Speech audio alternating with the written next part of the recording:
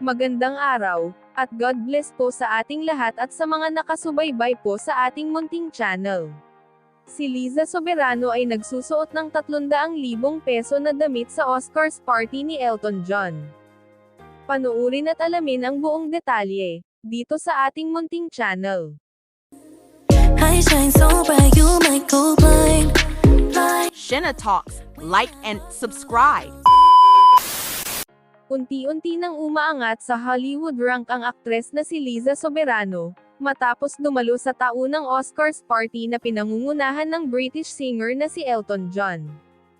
Ang taunang party ay para sa kapakinabangan ng Elton John AIDS Foundation, na ngayong taon ay nakalikom ng record na $10,800 milyon, 597 na milyong piso, na tinalo ang record na naitala 2 taon na ang nakalilipas ng mahigit $1,000,000.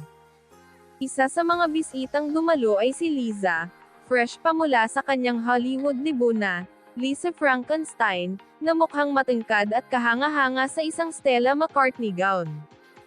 Ang puting halter neck na damit na may nakabidazzle na neckline ay ipinarace ni Liza sa kulay ivory na Jimmy Choo Minaudiere at minimal na pilak na alahas.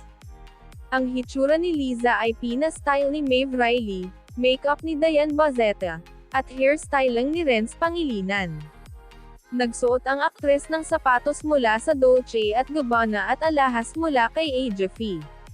Ayon sa isang reseller, ang damit na suot ni Liza ay nagkakahalaga ng $5,500 o mahigit 300,000 peso. Dumalo rin sa party na pinangunahan ni Tiffany Haddish, Neil Patrick Harris, David Burtka, asawa ni Elton na si David Furnish, at si Elton mismo. Thank you for watching.